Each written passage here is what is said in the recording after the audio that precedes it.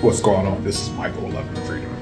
Hey, today I just wanted to come on here and just share a little few word of wisdom that may help others out there who may look like me with my same skin color or maybe a little lighter than myself to live another day when they're dealing with the local or law enforcement in general.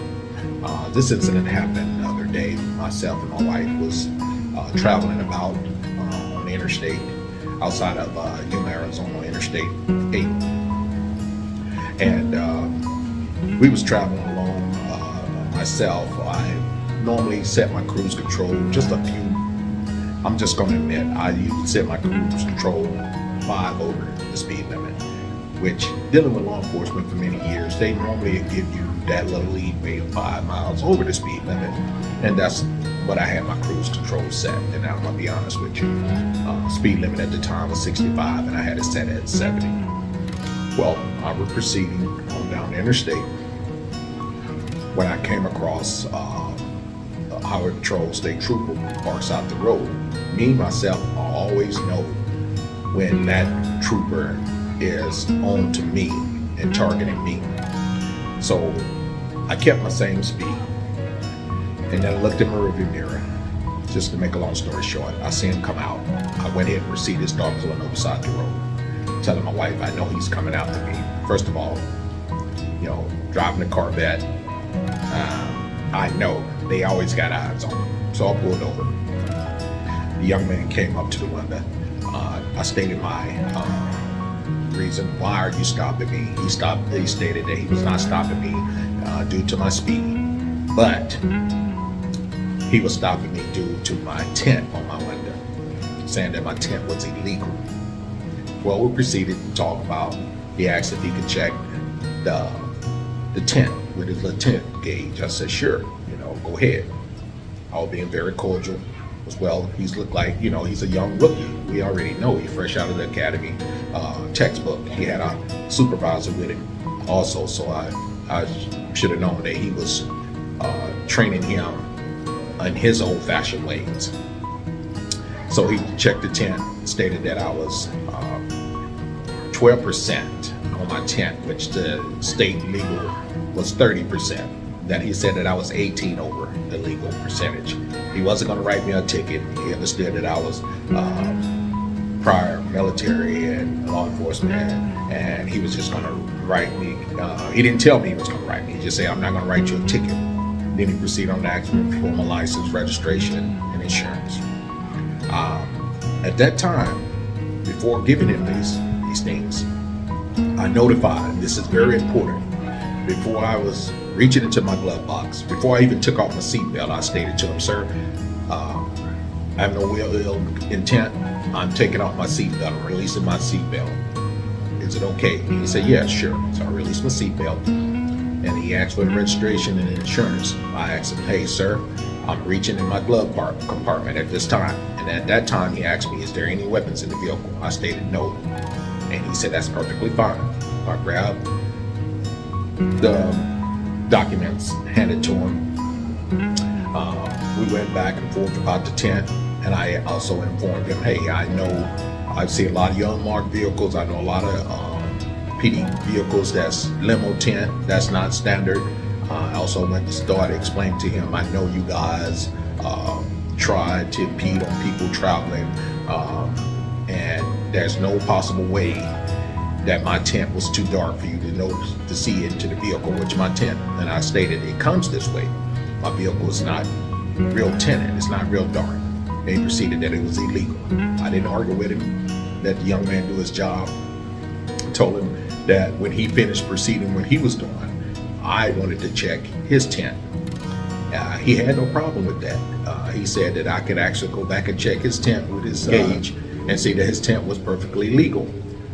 When we was having this conversation right on during that time, his supervisor screamed at him because I was about to go and check their tent and told him, hey, we have an emergency call, we need to go. And that's when he proceeded to hand me back my documents, and he left in a sense of urgency, like he had another call. And as he was leaving, I thought, my wife would continue filming. And that's what made it kind of funny. He had him to throw his lights on like he was in an emergency, and all of a sudden he turned his lights back off like he was going to turn around to go to an accident, and he proceeded on down the road. As we got about 10 miles down the road, we seen him pulled over another vehicle. The moral of the story I just wanted to tell you guys, when you're dealing with law enforcement, to live to see another day, these are some of the procedures that you should take. Precaution. First of all, you should never think you're above the law. You should always abide by the law, especially you dealing with that country. You need to learn their rules and regulations, and you need to live by the law. But at the same time, let your voice be heard when you think that they are in the wrong. I'm not asking you to be belligerent with them. Be cordial. State your facts, stand up for your rights, and do it with respect. Not all the time we will get respect back, but at the same time, you've done your part. It's always helpful to record. That's what I always tell people. Whenever you have any interaction with the law, record. People get on to me and they joke about me recording everything. I record things not only for just to have it for content. I record for safety reasons.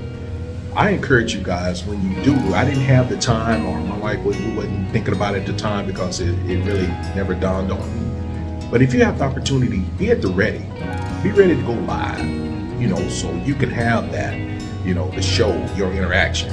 Because it may be your last time that your voice can be heard, and then the world can see, what really happened.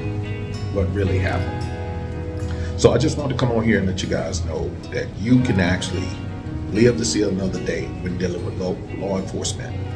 Just be cordial. Every move you make, state that. Get permission to make that move before you just reach and grab stuff or make a quick move. They are trained to respond quickly, on quick response.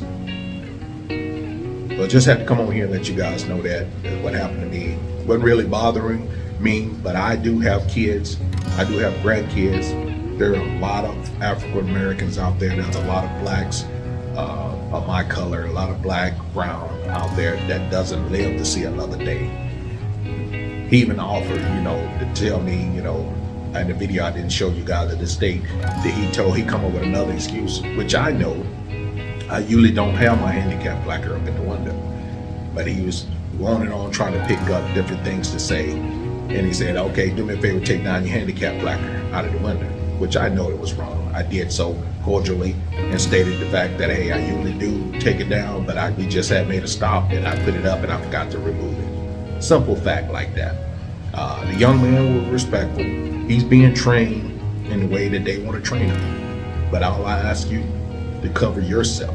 Make sure you record all interaction with all law enforcement agency. As a matter of fact, record all your daily activity when you interact. When you feel like there's something that needs to be addressed or it needs to be recorded, it may not seem like it's right, record it.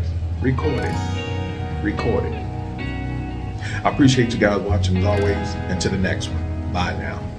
Peace. One love.